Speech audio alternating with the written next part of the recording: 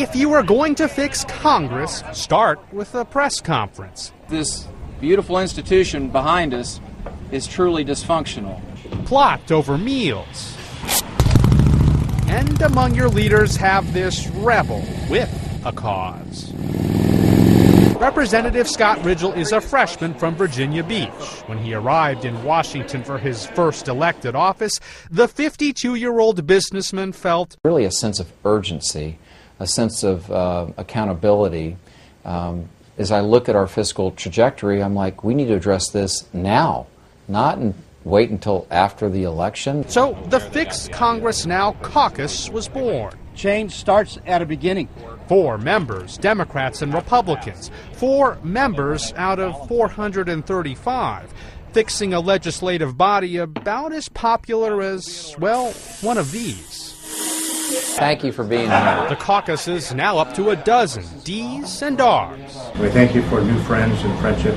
Giving thanks, then meeting over a meal, tackling their first piece of legislation. No budget, no pay is a very simple concept. The Congress wouldn't be paid unless we met our key financial deadlines every year, which is October 1st to have passed a budget and all 12 appropriations bills.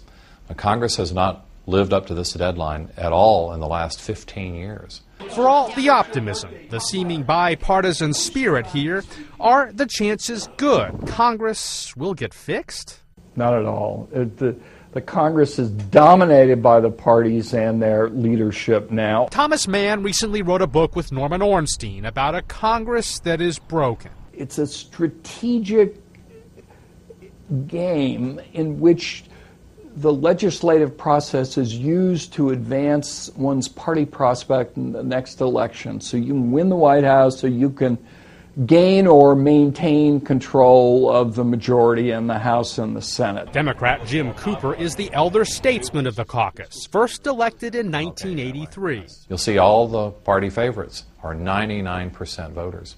Well, you don't need a brain if you vote like that. You need a leash. And the American people need to ask their congressmen to vote for their country and their conscience, not for their political party. But you do not get to Congress without determination.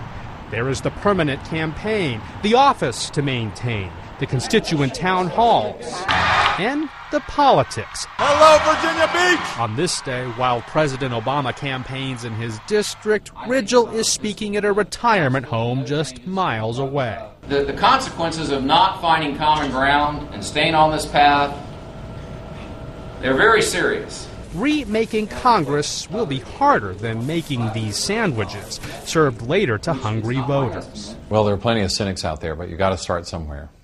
And remember, a mighty oak tree grows from a small acorn. We're hoping that this is at least a small acorn, and the effort can grow. We cannot afford leadership without bold, fiscally sound ideas. There's no comfort, safety margin here.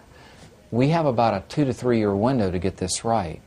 From a congressional district whose shores touch the Atlantic, one hope for a better Congress, fixed, not fighting as fiercely as the waves. Lee Powell, The Associated Press, Virginia Beach, Virginia.